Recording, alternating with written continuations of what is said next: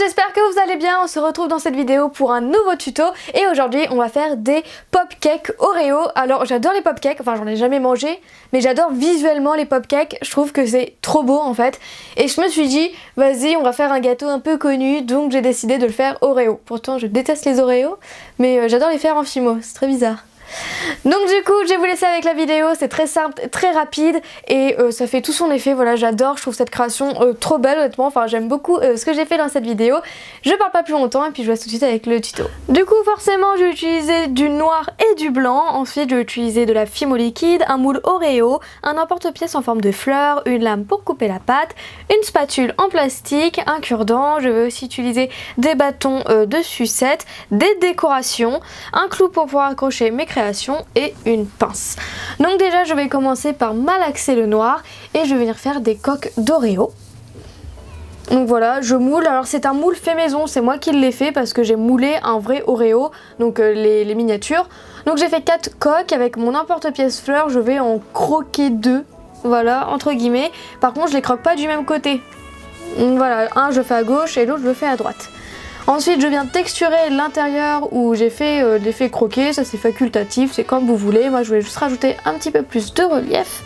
Ensuite je vais faire une boule de noir et je vais mettre un bâton de sucette dedans. Alors oui je vais en faire 3 différents comme vous l'avez vu sur la miniature.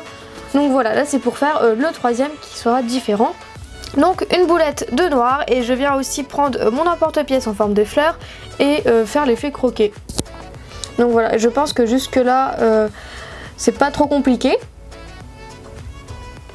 Ensuite pareil je viens de texturer l'intérieur, donc c'est facultatif, c'est selon les goûts quand vous voulez. Moi je préfère texturer, ça fait plus gâteau.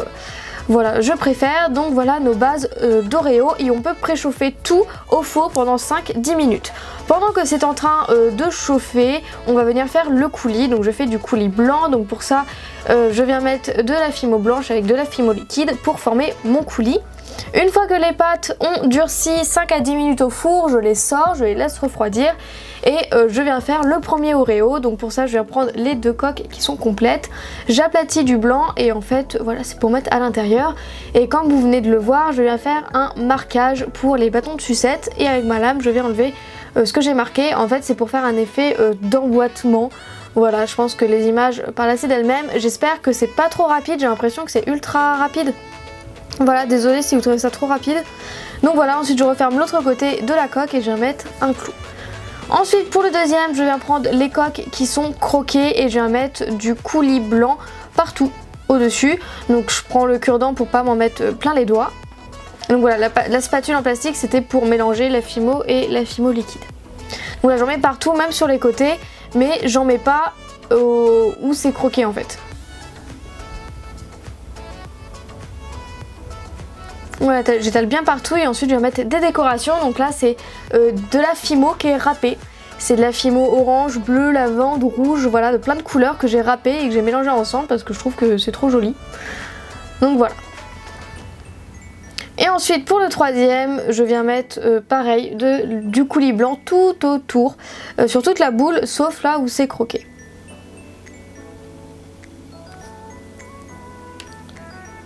Donc j'en mets même au-dessous, voilà, parce que je voulais aussi du coulis au-dessous. Après c'est selon les goûts, hein, comme je vous l'ai dit, c'est à vous de faire ce qui vous plaît. Et ensuite pareil, je viens décorer avec des copeaux qui sont noirs, chocolat noir ou tout noir même. Je sais plus où je les ai eus, mais je sais plus si c'est la petite épicerie ou Little Craft Box, je sais plus où je les ai eus. Mais en tout cas on me les a offerts. Et ensuite on remet au four pendant 5 à 10 minutes pour faire chauffer le coulis. Une fois que c'est passé au four, et ben là je vais faire l'intérieur des coques qui sont croquées. Donc voilà, si j'ai mis au four avant de faire cette étape, c'est pour éviter de vous mettre du coulis plein les doigts parce que c'est très désagréable, hein. Donc voilà, pareil, je viens refaire la même étape, je viens marquer le bâton de sucette, enlever l'excédent avec ma lame et remettre le bâton pour pouvoir l'emboîter. Et ensuite pareil, je remets l'autre coque. Donc oui, j'ai aussi utilisé mon emporte-pièce blanc pour pas... voilà quoi, je pense que vous comprenez. Et ensuite je viens aussi texturer le blanc, donc je viens faire juste des traits à l'intérieur.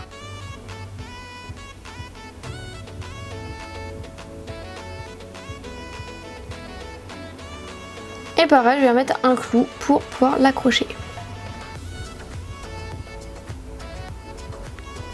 voilà, et après vous mettez le tout au four à 110 degrés pendant 30 minutes. Donc on peut remettre au four plusieurs fois et après sous un résultat brillant, vous n'avez plus qu'à vernir comme moi.